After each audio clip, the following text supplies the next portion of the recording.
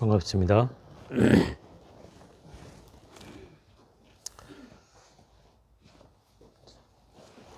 오늘은 반야신경 제3 공릉분 할 차례인데요. 맞죠? 전번 시간에 한 것을 좀 요약해 보면 이 반야신경은 반야바라밀이 연기요, 무아요, 공이요 이걸 얘기하고 있는 거예요. 반야바라밀을 얻었다는 것은 공이며 무아이며 연기법임을 터득했다는 뜻이기도 하고요. 그러면 그 연기, 무아, 공을 터득했다고 하는 말은 이미 깨달음을 얻었다라고 얘기할 수 있다 이 말이에요. 그래서 이 제법 공상을 터득하면 이미 생멸이 없고 더러움과 깨끗함이 없고 증감이 없는 늘지도 줄지도 않는 그런 중도의 세계에 들어가게 된다 이 말이에요.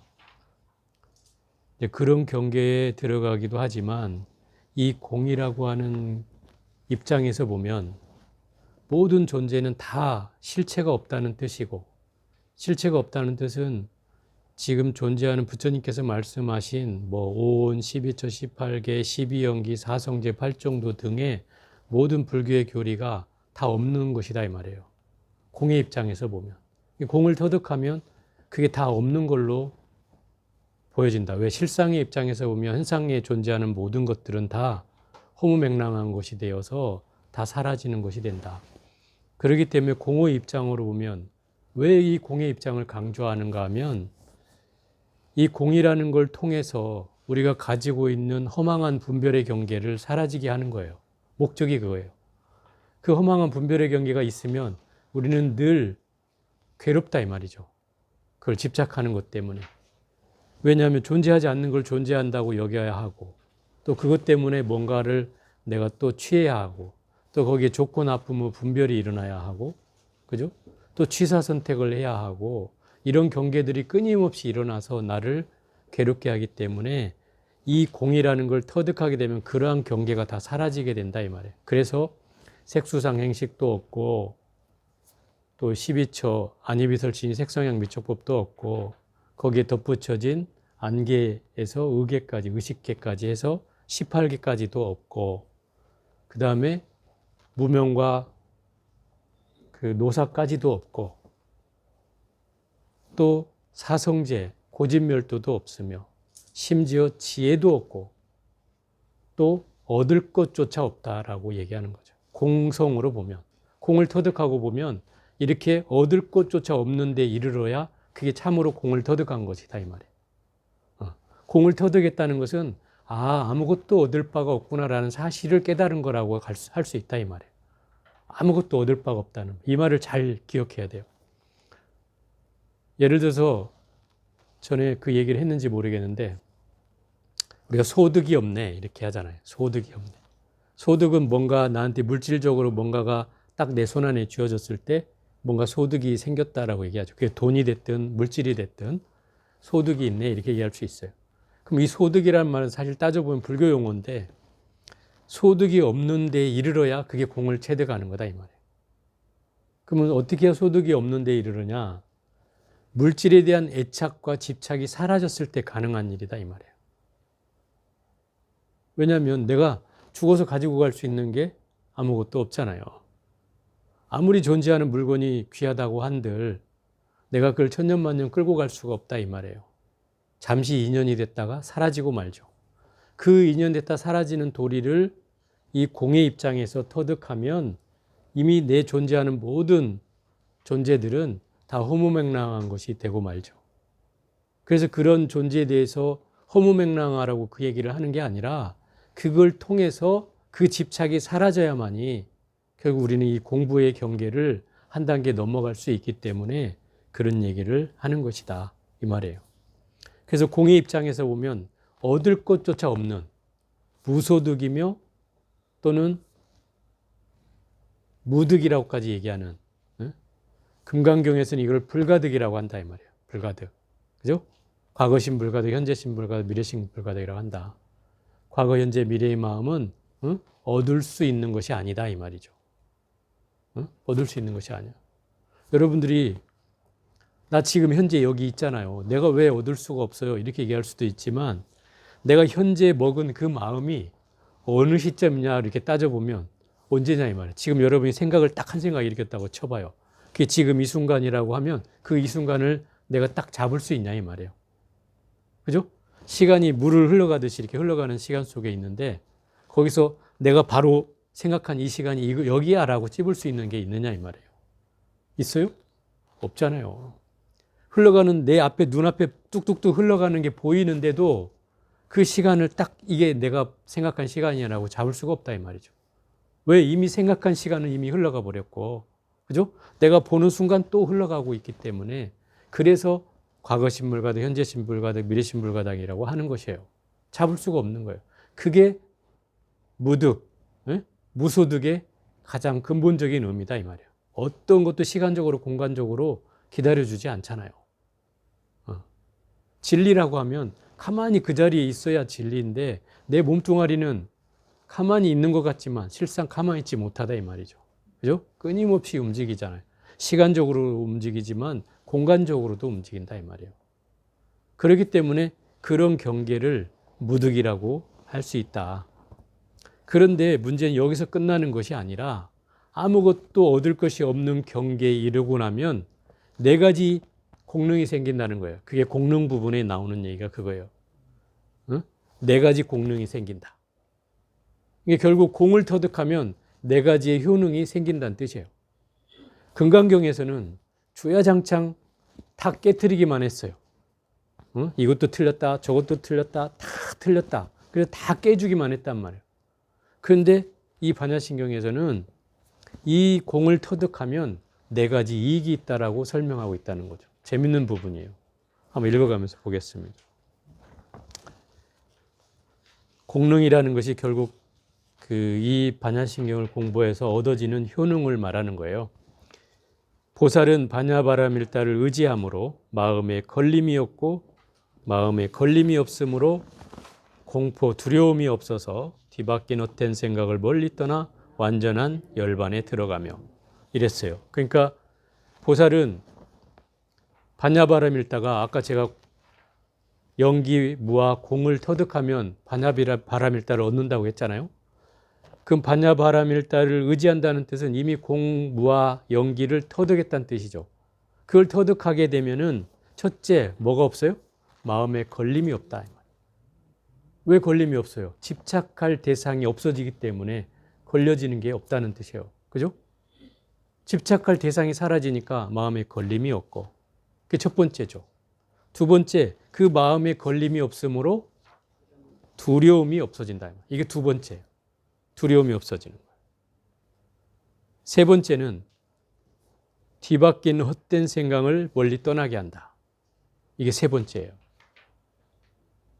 뒤바뀐 헛된 생각이란 무슨 얘기냐면 전도몽상이라고 우리가 흔히 일컬어지는 말인데 전도몽상은 뭡니까? 우리가 꿈속의 현실을 꿈속의 일처럼 꿈을 꾸거나 또는 현실에 벌어지는 일 가운데 우리는 옳다고 착각한 것들이 있다 이 말이에요. 근데 사실 근본적으로 따져보면 그게 뭔가 잘못된 생각인데 나는 그것을 옳다고 주장하고 있다 이 말이죠. 그런 경계를 전도몽상이라고 하는 거예요. 예를 들어서 꿈속의 일은 마치 현실처럼 느껴지는 거 있잖아요. 막 꿈을 꿨는데 갑자기 금방 내가 현재 일어난 일같이 생각에 대해서 막 그것 때문에 막 마음이 쫓기고 괴롭고 번민한 생각이 일어난다면 그게 몽상이다 이 말이에요. 한바탕 꿈꾸고 나니까 세상이 뒤바뀐 것 같지만 실세상은 그대로 있다 이 말이죠. 또 뒤바뀐 생각이라는 것은 내가 분별심을 일으키는 걸 말하죠. 예를 들어서 어떤 경계를 보고 앞에 다가오는 경계가 있잖아요. 눈으로 다가오는 경계, 귀로 다가오는 경계, 코로 다가오는 경계, 냄새로 다가오는, 맛으로 다가오는 경계, 몸으로 접촉이 돼서 다가오는 경계, 이런 경계들이 있어요. 그런 경계를 만날 때 우리는 분별심이 일어난다 이 말이에요. 아, 그것이 좋다, 나쁘다, 싫다, 좋지도 나쁘지도 않다라는 경계가 일어날 거 아니에요. 그런 경계를 우리는 일으키게 돼 있다 이 말이에요. 그래서 그런 경계를 분별심이라고 하는 거예요. 그러면 성인과 중생의 경계의 갈림은 바로 그 사물을 보고 경계를 일으키느냐 일으키지 않느냐가 바로 부처냐 중생이냐를 갈림하는 경계다 이 말이에요. 중생은 당연히 저건 좋아, 나빠, 싫어 라는 경계를 일으키는 거고, 부처님이라면 그 경계를 보고 좋다 싫다의 경계를 일으키지 않는다. 그냥 그럴 뿐인 거죠. 일어날 뿐인 거예요. 일어나는구나. 그게 끝이지 거기에 대해서 난 저건 좋아 저건 싫어 부처님이 이러진 않는다 이 말이죠. 근데 중생들은 그걸 늘 끊임없이 좋다 싫다의 경계를 일으키기 때문에 괴로운 거죠. 좋고 싫음이 없으면 괴로울 일도 없는 거예요.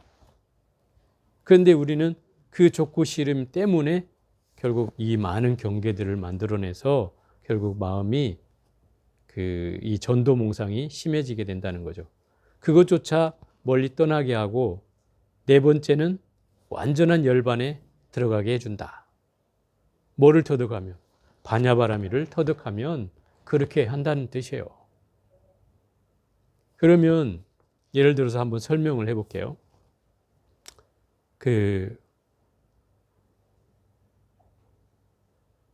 마음에 걸림이 없다라고 하는 것은 내가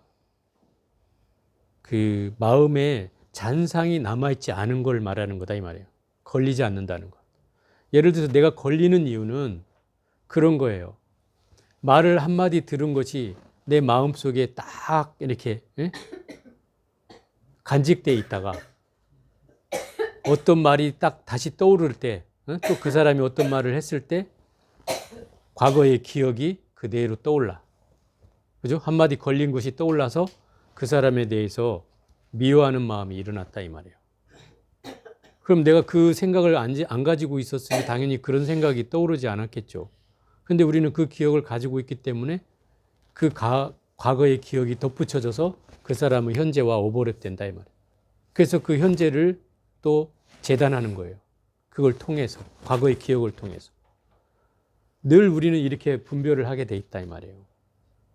그래서 이걸 색수상 행식을 부처님이 끊임없이 얘기하는 이유가 사물을 보고서 거기에서 일으킨 생각들이 끊임없이 계속되기 때문에 그거에서 좋다 나쁘다는 분별의 경계가 끊임없이 주어져서 그것 때문에 사람이 힘든 거예요. 그래서 마음에 걸림이 생기는 거죠.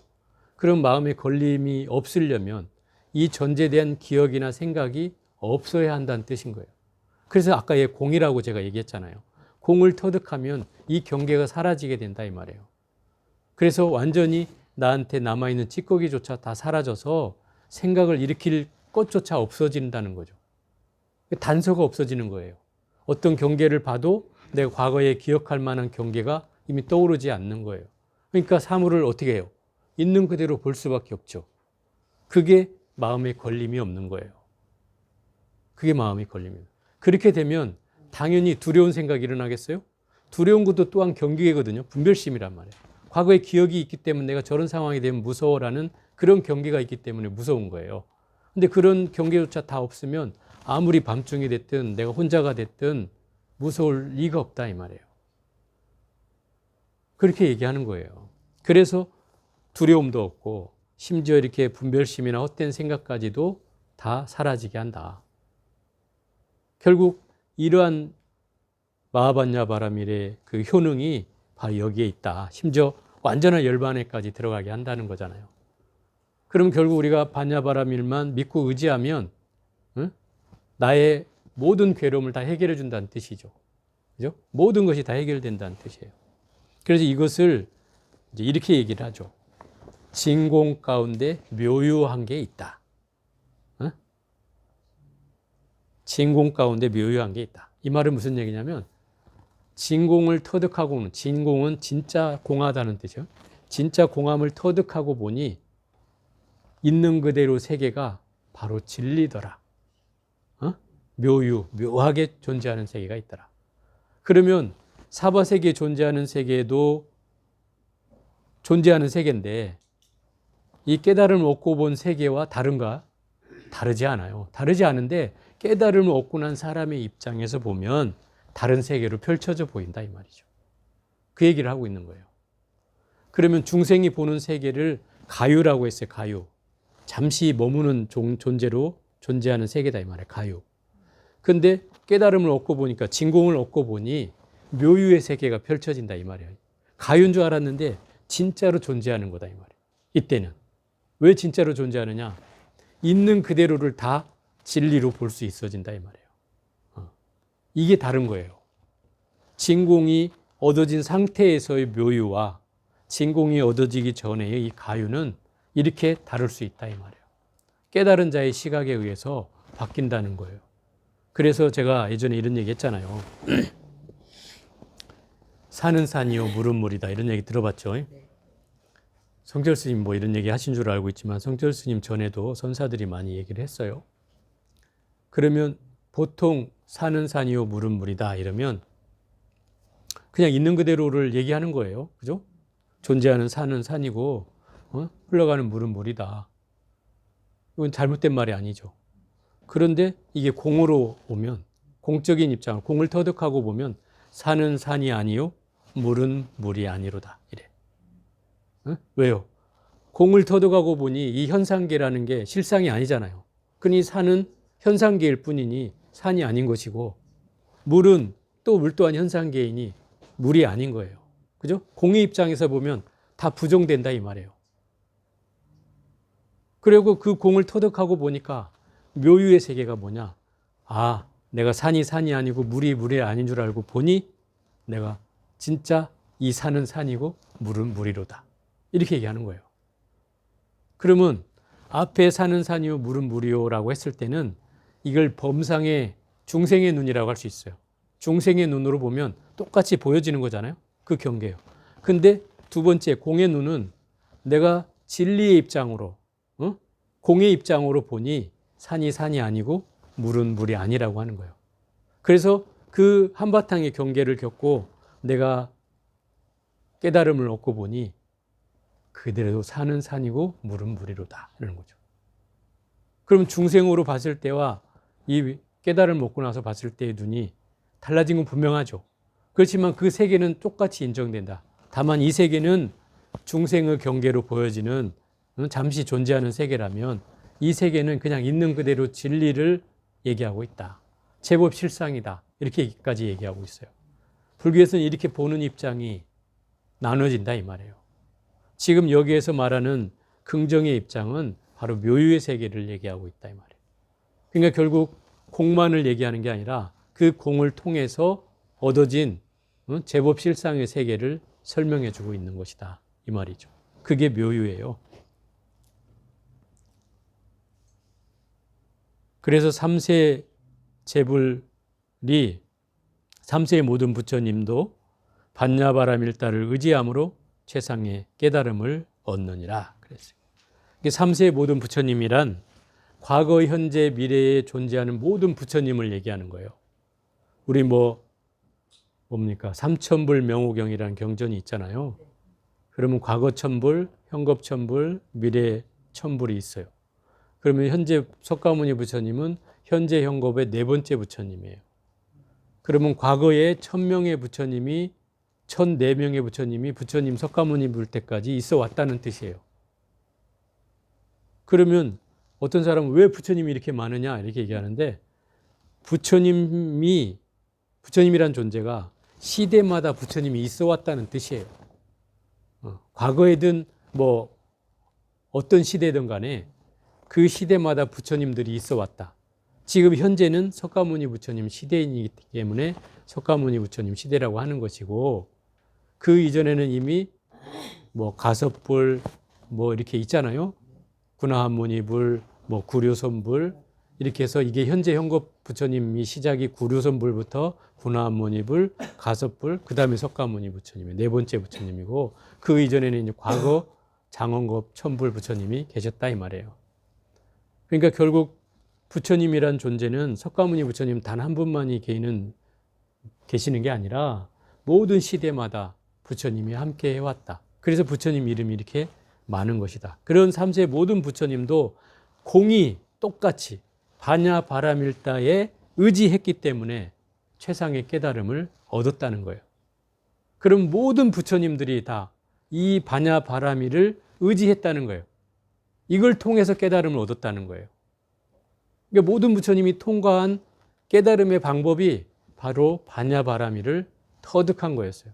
그 바냐바라미는 아까 소도 얘기한 것처럼 영기, 무아, 공을 깨닫는 것이 바로 그 바냐바라미를 터득하는 거예요.